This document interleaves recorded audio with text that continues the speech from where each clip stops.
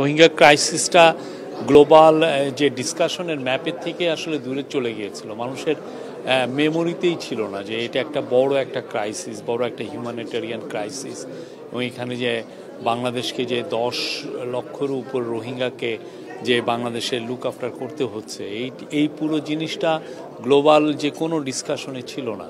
তো প্রফেসর ইউনূস যখনই interim government take over করলো, তারপরে থেকে উনি যেটা করলেন যে উনি একটা অফিস তৈরি করলেন, যে হাই রিপ্রেজেন্টেটিভের অফিস রোহিঙ্গা জন্য, যাতে এই ক্রাইসিসটা পুরো আবার নিয়ে যাতে পুরো বিশ্বব্যাপী এটা নিয়ে যাতে তুলে ধরা হয় যে এইটা যে এতগুলো লোক সাফার করছে, এটা গ্লোবাল পৃথিবীর মানে একটা বড় রকমের একটা হিউম্যানিটেরিয়ান ক্রাইসিস, এবং এটা যে একটা রিজিওনাল ক্রাইসিসের রূপ নিতে পারে, এবং এটার থেকে যে একটা বড় রকমের সিকিউরিটি সমস্যা তৈরি হতে পারে, এই জিনিসটা উনি বারবার জানাতে চাচ্ছেন। এই আলোকে আপনি গত ইউনাইটেড নেশনের জেনারেল অ্যাসেম্বলিতে উনি বক্তব্য রেখেছেন, এবং ওনার মুভের কারণে ওনার রিকোয়েস্টে ইউএন একটা রেজুলেশন অ্যাডপ্ট করেছে। এই রেজুলেশন অ্যাডপ্ট করার কারণে ইউএন এই যে সেপ্টেম্বরে একটা ওরা রোহিঙ্গাদের উপরে আলাদা একটা ডিসকাশন করবে, এটা একটা কনফারেন্স হবে রোহিঙ্গাদের উপরে, এবং ওয়ার্ল্ডের আমরা আশা করছি 170টার মতো দেশ এইখানে পার্টিসিপেট করবে আমাদের। এবং আজকেও এইটারই ধারাবাহিকতায় আজকে এখানে একটা বড় সম্মেলন হলো, এটা একটা ক্লোজ ডোর সম্মেলন। সেখানে প্রফেসর ইউনূস আবার তুলে ধরেছেন যে কি ধরনের এই রোহিঙ্গা ক্রাইসিসটা এখন কোন পর্যায়ে আছে, আমাদের কি করণীয়। এবং এই পুরোটা এই আটনা সামিটের one of the major join করার একটা one of the major reason ছিল যে এই ক্রাইসিসটাকে তুলে ধরা। এবং এখানে আজকে অনেকে ছিলেন, আজকে কাতার ফাউন্ডেশনের শাইখা হিন্দ যিনি সিইও এবং খুবই ইনফ্লুয়েন্সিয়াল, উনি ছিলেন। তারপরে আরও কিছু কাতার ফাউন্ডেশনের নেতৃস্থানীয় অফিসিয়াল ছিলেন। তারপরে গাম্বিয়ার ফরেন মিনিস্টার ছিলেন। আপনি জানেন গাম্বিয়া হচ্ছে ইন্টারন্যাশনাল ক্রিমিনাল কোর্টে ইন্টারন্যাশনাল কোর্টে যেখানে মায়ানমারকে জেনোসাইডের জন্য অ্যাকিউজ করা হয়েছে, গাম্বিয়ার কিন্তু ওআইসির হয়ে ওরাও একটা পার্টি হয়েছেন এটাতে, এই কেসটাতে।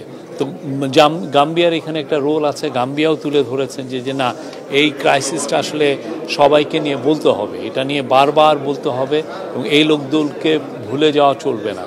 এবং এই আজকে প্রফেসর ইউনূস এটা বলেছেন, আমাদের ন্যাশনাল সিকিউরিটি অ্যাডভাইজার এবং আমাদের যিনি high representative of Rohingya affairs doctor Khalilur Rahman, উনি কথা বলেছেন।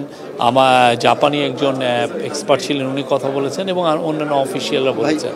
এটা একটা খুবই, আমি বলবো যে সফল একটা প্রোগ্রাম ছিল, এবং আমরা আশা করছি পুরো স্লোলি বা স্টিলিলি আমরা বলবো যে এই ক্রাইসিসটা নিয়ে আবার কথাবার্তা, ইন্টারন্যাশনালি কথাবার্তা হচ্ছে। এবং এটার একটা বড় আমরা সাফল্য পেয়েছি বিমস্টেক মিটিংয়ে, যেখানে আমাদের হাই রিপ্রেজেন্টেটিভের সাথে মায়ানমার ফরেন মিনিস্টারের একটা কথা হয়েছে। ওইখানে মায়ানমার ফরেন মিনিস্টার কিন্তু জানিয়েছেন যে তারা 1,80,000 রোহিঙ্গার কে তারা ক্লিয়ারেন্স দিয়েছে তারা যে রোহিঙ্গা। এবং এর ফলে আমরা আশা করছি যে এইটা একটা ধাপ, এটা অনেকগুলো ধাপের একটা ধাপ, যে এইটা আমাদের রিপ্যাট্রিয়েশনের দিকে এইটা আমাদেরকে হেল্প করবে। কাতার ফাউন্ডেশন তো আমাদেরকে অনেক হেল্প করছে। কাতার ফাউন্ডেশন ওইখানে এলপিজি যেটা রোহিঙ্গাদেরকে আমরা দেই, আপনি জানেন আশেপাশে খুব ক্রিটিক্যাল বন ছিল এই রোহিঙ্গা ক্যাম্পের। এখন এই বনকে আমাদের যদি সেভ করতে হয়, সেই জন্য আমাদের ব্যবস্থা নিয়েছি যাতে রোহিঙ্গারা যাতে এলপিজি দিয়ে তাদের কুকিং কাজগুলো করতে পারে। তো এলপিজি যারা দিচ্ছেন পুরো বিশ্বে অনেকে ফান্ডিংটা করছেন, তার মধ্যে কাতার ফাউন্ডেশন একটা মেজর ফান্ড, কাতার চ্যারিটি, কাতার ফাউন্ডেশন এখানে মেজর, ওরা হেলথে অনেক ইনভেস্ট করছেন।